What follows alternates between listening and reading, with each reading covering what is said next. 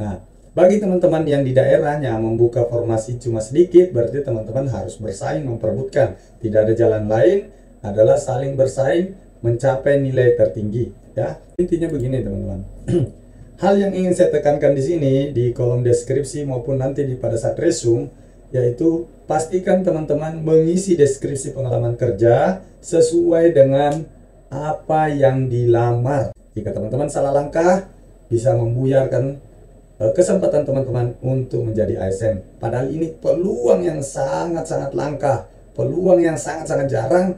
Jadi pastikan tidak ada kesalahan sekecil apapun pada saat proses pendaftaran. Halo, assalamualaikum warahmatullahi wabarakatuh teman-teman. Selamat malam, ketemu lagi dengan channel Almahya dengan saya Andika. Teman-teman, pendaftaran P3K sudah resmi dibuka. Maka dari itu, pastikan teman-teman jangan lupa mendaftar dengan baik dan benar.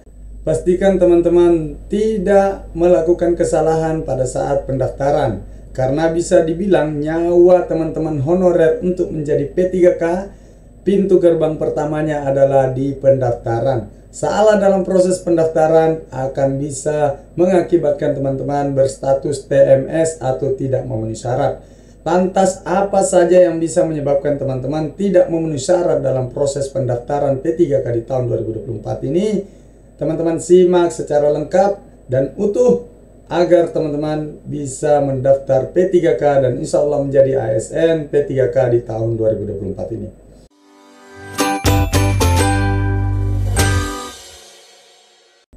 Nah, sebelum lanjut, bagi kamu yang ingin terus mendapatkan update seputar penerimaan P3K maupun CPNS tahun 2024, silakan subscribe channel ini. Dan untuk kamu yang ingin mendapatkan panduan belajar CP3K, ya, di dalamnya ada panduan belajar manajerial, sosiokultural, dan wawancara, dan juga ingin bergabung ke dalam grup Telegram yang dimana nanti di situ kami akan membuka untuk 100 orang saja, ya, akan join ke dalam grup ini. Lulus P3K grup 1 untuk sementara kami buka untuk 100 orang saja pendaftar P3K. Apa yang bisa teman-teman dapatkan di dalam grup ini, nanti teman-teman bisa berdiskusi sesama peserta. Yang kedua, kami akan bantu yang betul-betul tidak bisa mendaftar, ya, betul-betul gaptek. Nanti kami siapkan waktu, mungkin ada 5 orang tim kami yang akan membantu teman-teman yang betul-betul tidak mengetahui proses pendaftaran P3K. Nah, bagaimana cara untuk mendaftar di grup ini? Ya, ini khusus 100 orang saja ya. Kenapa? Kalau terlalu banyak takutnya tidak maksimal. Jadi satu grup itu ada 100 orang. Bagi yang ingin join di sini, nanti teman-teman bisa klik link yang ada di bawah, ya. Nanti teman-teman dipandu untuk proses pendaftaran, pembuatan akun, apa saja yang perlu diperhatikan, bagaimana cara mengkompres foto supaya bisa diupload di SSC ASN, ya. Semuanya nanti teman-teman kita pandu untuk proses pendaftarannya. Selain itu nanti juga teman-teman akan bebas boleh mengakses tryout ini. Ada 5 paket tryout P3K, di dalamnya ada soal manajerial, sosiokultural, wawancara. Ada timernya, bisa teman-teman pakai untuk latihan manajemen waktu menghadapi tes P3K. Caranya bagaimana untuk mendapatkan ini semua? Teman-teman tinggal klik link yang ada di bawah, nanti dipandu oleh admin kami, ya, untuk bisa bergabung di grup itu. Jadi teman-teman sebenarnya membeli paket tryout, tetapi dapat bonus bisa gabung di grup. Dan di dalam grup nanti ini kita akan saling support, saling bantu. Bagi teman-teman yang betul-betul bingung, betul-betul tidak mengetahui proses pendaftaran dan segala macam, nanti kami bisa bantu. Jadi teman-teman, nanti teman-teman perlu masuk terlebih dahulu ke website daftar sscsnbkn.go.id. Setelah itu di pojok kanan atas nanti tampilan seperti ini, ada tombol buat akun. Teman-teman klik buat akun. Nah, di dalam sini nanti teman-teman isi nama sesuai KTP. Jadi ingat ya, baca yang ada keterangan di sini. Jika yang diminta adalah sesuai KTP, berarti isi sesuai KTP. Jika diminta adalah sesuai jasa, maka isi sesuai jasa. Nah, di sini apa yang perlu teman-teman siapkan? Pertama, KTP untuk melihat nomor induk KTP. Habis itu nomor kartu keluarga diisi, nama lengkap sesuai KTP, tempat lahir sesuai KTP, tanggal lahir, sesuai KTP, kabupaten, kota, tempat KTP diterbitkan, nomor handphone aktif. Jadi pastikan nomor handphone yang didaftar di sini bukan nomor handphone yang ibaratnya sering digonta-ganti. Pastikan nomor HP tersebut jika teman-teman pakai untuk mendaftar di SSJSN, pastikan HP tersebut aktif dan digunakan sampai proses teman-teman diangkat nanti menjadi P3K. Selanjutnya di sini juga ada email aktif. Pastikan teman-teman yang punya banyak email, pilih email yang betul-betul teman-teman sering gunakan supaya tidak dilupakan. Setelah itu nanti masukkan captcha dan klik lanjutkan. Nah, jika sudah klik lanjutkan, nanti akan muncul tampilan seperti ini. Nah, di sini nanti tampilannya nama, nik, nama, nomor handphone, email itu sudah terisi otomatis. Teman-teman tinggal melanjutkan dengan mengisi nama lengkap sesuai yang tercantum pada ijazah. Ya, ingat ya, pada ijazah, tempat lahir dan tanggal lahir yang tertera sesuai dengan ijazah dan tanpa gelar. Jadi pastikan kalau ada yang merah-merah seperti ini, teman-teman baca ya. Di sini tanpa gelar ya, nama sesuai ijazah tanpa gelar. Yang di bawah sini kabupaten, kota, tempat lahir ya, sesuai dengan ijazah. Jadi apa yang ada di ijazah itu yang ditulis. Di sini biasanya tertulis itu adalah setingkat kabupaten kota ya, bukan desanya tempat lahirnya, tetapi yang ditulis biasanya yang di ijazah itu adalah kabupaten kotanya, kabupaten atau kota ya. Setelah itu masukkan tanggal ya, tanggal lahir.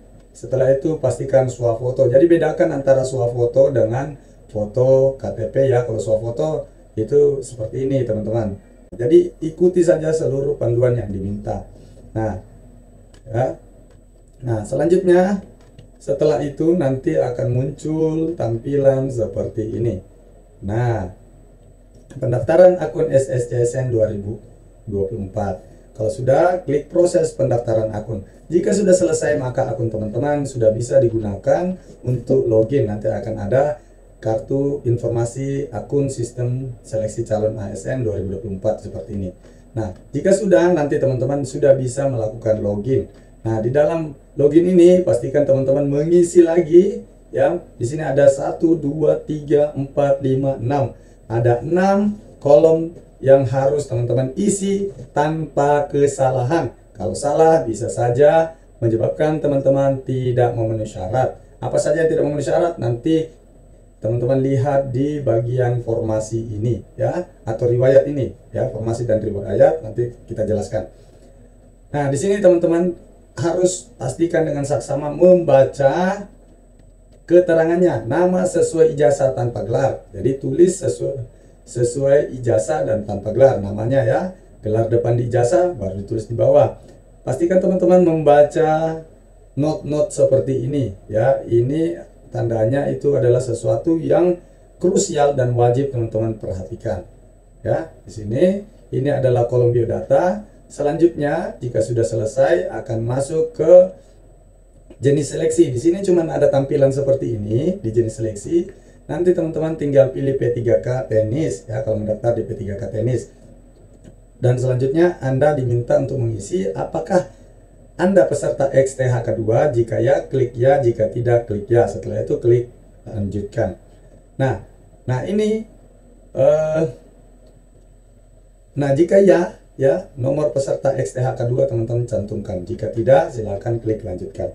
Nah, ini poin penting yang mau saya sampaikan ke teman-teman ya, adalah di sini. Di poin formasi. Nah, ini dia ya. Jika teman-teman terdaftar di database BKN, nanti akan secara otomatis akan muncul nama teman-teman seperti ini ya. Jika tidak terdaftar di BKN, maka tidak akan muncul seperti ini. Ya, seperti itu. Nah, hal yang perlu teman-teman perhatikan di sini adalah pendidikan diisi sesuai dengan ijazah, ya.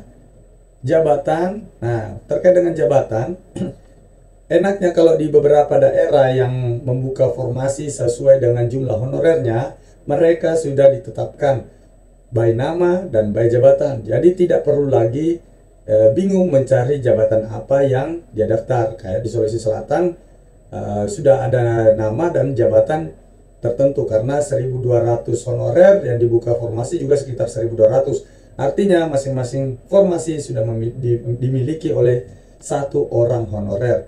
Jadi tidak perlu saling berebut. Yang cilakanya nanti kalau ada yang salah isi, mengambil formasi di daerah tempat lain atau di instansi lain, maka di situ akan terjadi perebutan. Siapa yang nilainya tertinggi, itulah yang masuk di menjadi P3K full time. Nah, bagi teman-teman yang di daerahnya membuka formasi cuma sedikit, berarti teman-teman harus bersaing memperebutkan. Tidak ada jalan lain, adalah saling bersaing mencapai nilai tertinggi, ya. Jadi teman-teman isi di sini pendidikannya apa, jabatan yang teman-teman lamar apa, pastikan kali ini jabatan ini akan muncul setelah teman-teman pilih pendidikan. Jadi administrasi negara di sini bisa memilih beberapa formasi. Nah, nanti akan muncul di sini, tinggal teman-teman pilih. Nah, lokasi formasinya nanti teman-teman juga isi di sini, mendaftar di instansi mana dan di biro mana atau di dinas mana. Ya, lokasi ujiannya teman-teman pilih di dalam negeri. Kalau di dalam negeri, lokasi tesnya nanti teman-teman bisa pilih area terdekat dari posisi lokasi teman-teman. IPK-nya teman-teman isi sesuai dengan IPK yang ada pada ijazah. Nomor ijazah, nah ini ya yang penting, nomor ijazah jangan sampai salah. Biasanya nomor ijazah itu muncul di pojok kanan atas ijazah, itu yang diisi. Tahun lulusnya juga diisi dengan baik. Jenis perguruan tingginya ada di dalam negeri, tanggal ijazah itu juga diisi dan tertera di situ di dalam ijazahnya. Nama perguruan tinggi, nah ini biasanya diisi sesuai dengan nama perguruan tinggi yang ada sekarang. Misalnya ada perguruan tinggi yang berubah nama, misalnya dari Universitas Bosowa 45 berubah menjadi Universitas 45. Berubah menjadi Universitas Bosowa. Teman-teman isi saja di sini, nanti akan muncul, klik saja, ketik saja, awalannya akan muncul, bisa dipilih. Nah, kalau yang di bawah ini nama perguruan tinggi sesuai dengan yang ada di ijazah teman-teman pada saat kuliah, ya seperti itu. Terus tulis juga nama program studi. Nah, ini yang penting di formasi. Selanjutnya, untuk proses di riwayat, ini juga penting teman-teman. Di tahun sebelumnya, coba teman-teman cari ya, kita cari dulu gagal. Intinya begini teman-teman. Hal yang ingin saya tekankan di sini di kolom deskripsi maupun nanti pada saat resume, yaitu pastikan teman-teman mengisi deskripsi pengalaman kerja sesuai dengan apa yang dilamar, ya. Misalnya melamar di penata kelola layanan operasional. Usahakan deskripsi yang teman-teman catat di sini adalah deskripsi sesuai dengan tupoksi penata kelola layanan operasional, ya, seperti itu. Jangan mengisi yang lain-lain. Kenapa? Karena kalau teman-teman mengisi deskripsi pengalaman kerjanya di luar atau berbeda dengan formasi yang teman-teman lamar, itu bisa saja dinyatakan tidak memenuhi syarat karena tidak linear dengan apa yang dilamar. Sedangkan persyaratan untuk mendaftar P3K harus minimal bekerja 2 tahun yang linear dengan jabatan yang dilamar. Jika teman-teman menulis di sini misalnya mendaftar jalan jembatan, tetapi teman-teman menulis di sini misalnya saya bekerja sebagai pembuat laporan keuangan, tentu tidak linear antara pembuat laporan keuangan dengan penata kelola jalan jembatan, seperti itu ya. Artinya di sini teman-teman akan bisa saja digugurkan karena tidak linear dengan pengalaman kerja dengan apa formasi yang dilamar, ya, seperti itu. Jadi pastikan deskripsi yang dilamar itu adalah sesuai dengan apa yang didaftar. Ya makan nih. Nah, selanjutnya nanti juga di kolom resume itu juga pastikan itu ada diminta pengalaman kerja. Pengalaman kerjanya usahakan dibuat sesuai dengan apa formasi yang dilamar. Jika tidak, kalau panitianya saklek seperti tahun-tahun sebelumnya, itu banyak sekali yang digugurkan karena pengalaman kerja tidak linear dengan apa yang dilamar. Jadi ingat ya, saya wanti-wanti di sini, pastikan deskripsinya disesuaikan, ya, seperti itu. Oke teman-teman. Nah, selanjutnya ini yang saya maksud tadi, surat keterangan bekerja yang ditandatangani oleh pimpinan unit kerja. Jadi ini teman-teman usahakan linear dengan apa yang teman-teman kerjakan, ya. Di sini kalau lihat ya, dengan pengalaman di bidang kerja sesuai dengan kompetensi tugas jabatan yang dilamar, ya. Paling singkat 2 sampai dengan 8 tahun sesuai dengan jenjang jabatan yang dilamar. Lihat ketentuan Kepmen Pan RB nomor 347 tahun 2004. Ya, artinya kalau teman-teman surat pengalaman kerjanya tidak linear dengan apa formasi yang dilamar, maka bisa dipastikan kalau panitianya sama seperti tahun lalu, maka teman-teman dinyatakan tidak memenuhi syarat. Itu ya, itu yang penting yang ingin saya wanti-wanti. Selanjutnya yang paling penting juga, ikuti seluruh ketentuan-ketentuan ini.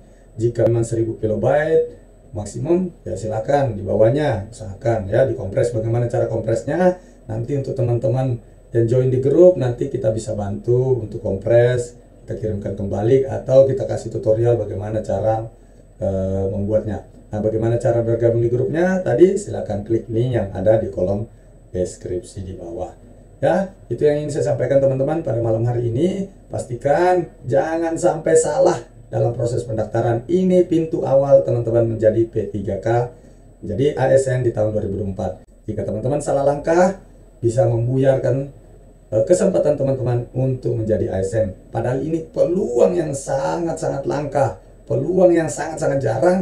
Jadi pastikan tidak ada kesalahan sekecil apapun pada saat proses pendaftaran. Ya, mungkin cukup sekian. Sekali lagi, bagi yang ingin join di grup, silakan klik link yang ada di bawah. Nanti teman-teman bisa tryout, akses seluruh tryout ini untuk belajar, dan juga bisa dibantu nanti kalau memang ada yang perlu dibantu di dalam grup ini. Grup ini khusus 100 orang saja untuk satu grup supaya tidak terlalu banyak ya. Mungkin cukup sekian teman-teman. Saya doakan untuk kamu yang nonton video ini bisa lulus CASN tahun 2024. Sekian, terima kasih. Assalamualaikum warahmatullahi wabarakatuh.